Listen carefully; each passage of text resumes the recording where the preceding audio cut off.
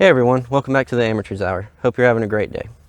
And this video will come out afterwards, of course, but happy Veterans Day. From everybody at the Amateurs Hour, we want to say thank you to all the veterans who've served over the years. Thank you for keeping our country safe, making it a better place to live. And we just want to let you know that your services are greatly appreciated by us, because you might not get appreciation too often. It might seem like a thankless job, but we all appreciate it. So we just wanted to give a shout out to everybody if there's any veterans that watch our channel. And also we want to give a shout out to our buddy Robbie, who's letting us shoot at his house today. It makes our lives much easier because we don't have to like walk 2 miles and have a truck that might break down or not. So he's making our lives a lot easier. So thank you very much, Robbie.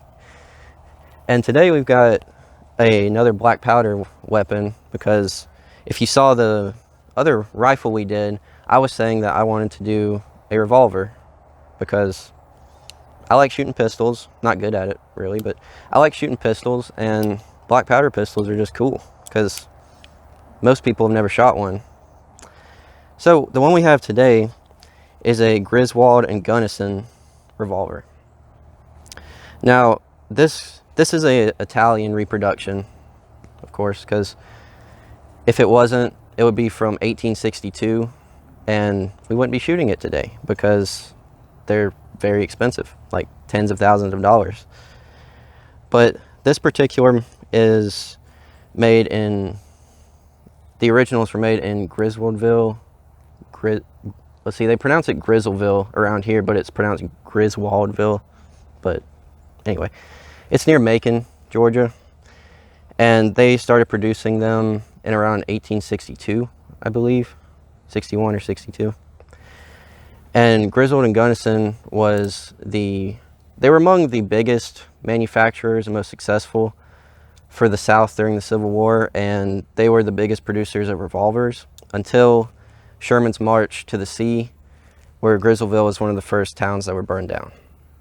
And then shortly after that, there was a battle there in Grizzleville with the Macon militia and the Union forces. So a lot happened in that little area, and they still have reenactments there, I think to this day, because I've been to a couple of them. They're pretty interesting. They have cannons and, probably 100 people out there with black powder. It's really cool. They have the place set up like it's in the 1860s. If you're into that stuff, you should go check out Grizzleville and see when they do the reenactments. Now, this gun it's a copy of a copy, but the originals were a copy of an 1851 Colt Navy. And the main difference between the Griswold and Gunnison and the Colt Navy was that these do not have an octagon barrel. They just have a normal round barrel. And also, they have a brass frame on them, which I believe is different than a Colt Navy. And back in the day, Griswold and Gunnison, they had to actually melt down church bells from Macon, Georgia to get the brass. So that was probably because of the wartime effort, and I imagine supplies were low, so I don't think under normal circumstances they would have done that, but it being wartime, that was, some big chunks of brass that they could use. Now, this gun is a 36 caliber, which shoots this right here, and you'll probably get a closer look at it in a moment. And it takes about 22 to 25 grains of triple F powder in each cylinder. So I'm gonna have to measure out the powder each time, and it'll be a bit of a process, but I'll go through it with you. I'm not gonna show you every time, like say if we shoot more than one cylinder, because it takes a few minutes to do, and that's not really that exciting. So I don't want to bore you with that. But I think we'll go ahead and start loading it so you can see it fire. And another thing that's different, that's going to make my life easier, is one of my dad's friends made him this stand for loading black powder revolvers. Because otherwise you would just have to hold it like this while you're loading. But in this case, you can just set it on like that, and it frees up one hand to load with it. So let's see, we'll go ahead and start with this. Now, this is how you measure the powder out, so you get the proper amount. Because if you overload, could have issues. Could blow the gun up, perhaps. Which I don't know if you could do that with a revolver, because if you overloaded it too much, there wouldn't be enough room for the bullet to go in the chamber. So you could probably figure it out before you had a disaster with a revolver. But with a rifle, you wouldn't know, and you may risk blowing it up if you overloaded it way too much. But I don't see us running a risk of that today, because I already measured this out and tried it out, and we're good to go. But just in case anybody wants to know, it has numbers right here. Like it has a line for 20, a line for 10, and then I think it goes up to maybe 50 or more. And you just loosen this up and pull it down or push it up to the desired load. And what you do is you open this up like so, and then pour the powder in it. And it gets a little messy, so I would recommend having a funnel or putting a cloth underneath it, just so you can pick up most of the powder that you drop, because you probably will drop some.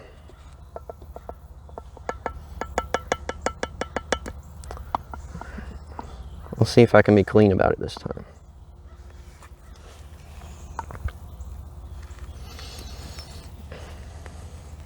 Alright, so it's about full. And how you can tell if you overload it, of course, is if there's like a mound of powder there. But when you turn it over like this, it'll kind of brush off any excess powder. So what we're going to do is now take this, we're going to turn it to this side, going to put it at half cock so we can move that, and we're just going to pour it in like so. All right, and then we're going to take the 36 caliber ammo that my dad molded up. Let's see, when did he do it? 2014, so it's about 6 years old now. You're gonna put it in like that, and then this right here is gonna act as a ramrod. It's just part of the gun. It's not a separate piece like it is with a rifle. You just turn the cylinder over to where it's underneath it, and then you just press it down like so. And one thing that'll show that you have the right size ammo and you did right was, if I can get it off, it cuts a little ring off of the ball that you pressed in there. So since you did that, you should have a tight seal on your cylinder. So that should keep you from having too many issues. Because if the ball ammo is too small or something, if you point the gun down, the ball might just roll out. But if it's tight enough to cut a little rim off of it, you should be good to go. All right, so that's one. So now we're gonna go ahead and do the other 5.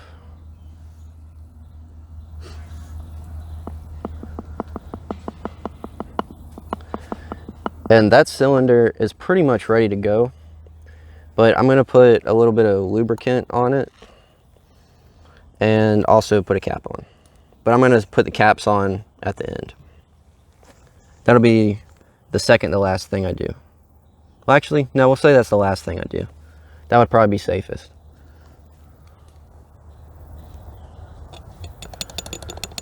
Because there are some people that do this more often than I do, and they have, I don't remember the exact name for it, but it's some type of like butter lubricant cream stuff, and they wipe it all over the face of the cylinder, and it goes down and kind of gets on the ammo a little bit, the bullet that is. And then I believe whenever you fire it, it kind of helps lubricate the barrel just a little bit, which that's new to me. Like, I didn't know that was something that people had to do. So I don't have that. I have like some wax stuff, so I just kind of rub that over the cylinder. So hopefully that will get the job done. I already shot one cylinder full through just to make sure the gun was working and I could load it properly, and apparently the lubrication worked well enough. because I didn't have any issues that time. So I don't expect to have any issues this time and in the future, but we'll see. And another thing that I'm not quite sure on, so I guess we'll just find out as the day rolls on, is if you saw the black powder rifle we did and the separate video, I had to stop and clean the gun about 3/4 of the way through. So I don't know if I'm gonna have to do the same thing today with this. I just don't know, because I don't have that much experience shooting black powder revolvers. I'd like to get into it more, but currently I just don't have that much experience with it.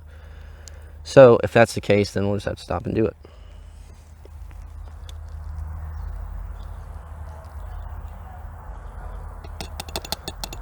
And also, after we shoot this time, I'll show you how to take the gun apart, because it's very easy.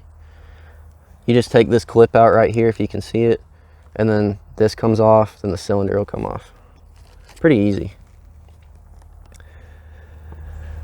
So obviously I'm probably quite a bit slower than the normal guy in the 1860s, 50s, 60s, 70s, because this is the only type of gun they shot.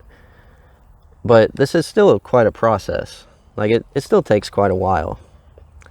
So I've heard of a couple different methods that soldiers in the Civil War or cowboys or whoever would use to combat the time-consuming load.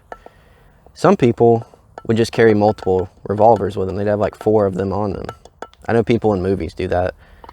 And some other people that would also work, or some other things that would also work, is carrying separate cylinders. Which, that sounds kind of ridiculous, I guess, because that just seems like you have to disassemble the whole gun just to reload it. But in this case, it's probably not a bad option. And I'll show you why it's not such a bad option after we shoot it one time. Because it's actually pretty easy to take the cylinder off. I've never taken the cylinder off of a modern revolver, like a cartridge firing revolver, but I imagine it's a little more difficult than this one is.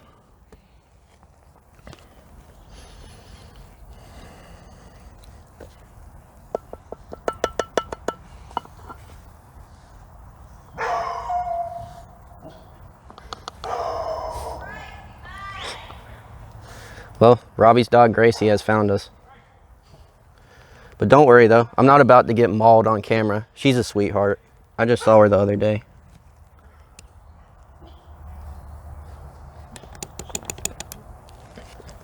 Gracie, why are you barking at me?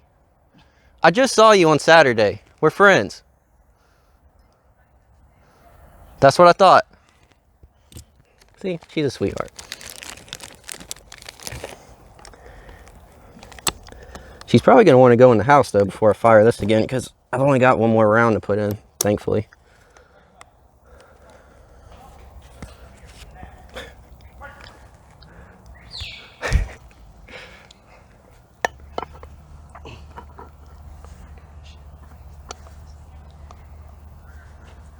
There she goes.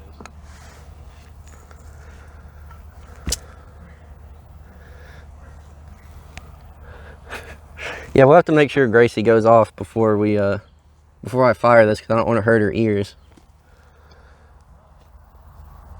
And there she is in the back right. Hey, Gracie. How you doing?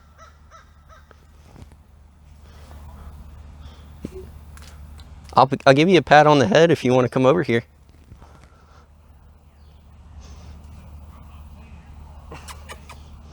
Would be sweet.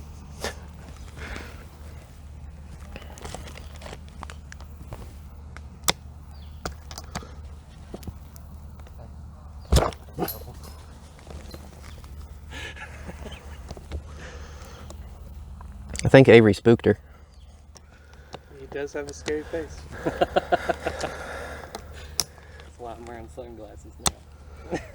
Alright, so finally, after about 5 years, all the cylinders are loaded up. So now what I'm going to do, which I think more professional black powder guys, They have like the butter stuff that I was referring to earlier, and it like gets down in the cylinders and really lubricates it a lot better than this will, but this has served the purpose. So this is like a type of wax, I think. So I'm just putting it, you can see where I've already done it. Just put it on the cylinder and just spin the cylinder around. It's kind of messy, but it doesn't seem to be a problem. So that's the thing about that I'm learning with black powder stuff, is it's just really messy, but the mess doesn't really interfere with its firing capabilities. I mean, I've only loaded it twice already and my hands are already getting dirty. Like, black powder is just really dirty firing gun, or a very dirty firing type. So there's a learning curve to it. There's a lot that goes into black powder, as you've seen in the last 3 videos, but it's fun. Like, it really is fun. And also, I'll show you, these are the caps we're using today. I don't know if you can see it. You gotta get closer. They're really small. A lot closer. And here, I'll let Mac show you. And I don't know if you saw the last video, but the caps for a musket, they have like a top hat shape to them, but these don't really have like the rim of them. So they're a little bit more difficult to put on the cylinder. I'm sure it'll be fine. But, you know, still cap, still works. They're just hard to get on. And I have actually saw an instance like 10 minutes ago where the cap kind of like got mushroomed out after I fired, and it kind of stopped the cylinder from being able to turn. So I had to pull out a knife and pop it out real quick. But it was not a major issue.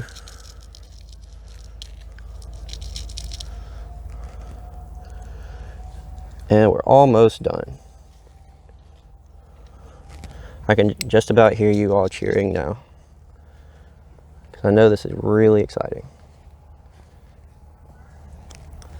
Oh yeah, and also, because it's hard to see from here, there's a little like indentation on one side of the gun, and that's how you put the caps on. That's the only place you can reach the nipples to put the caps on, actually.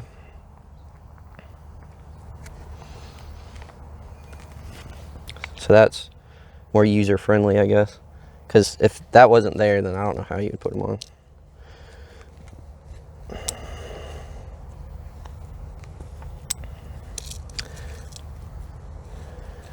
Now, a 36 caliber is it's a pretty big size. I mean, I think it's pretty close to a 357 in terms of like the bullet size. But they make a lot bigger revolvers in black powder. So if people are interested, we might do one of those in the future.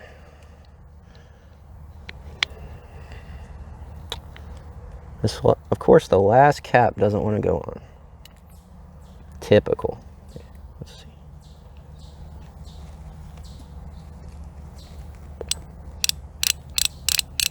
All right, I think we're good to go.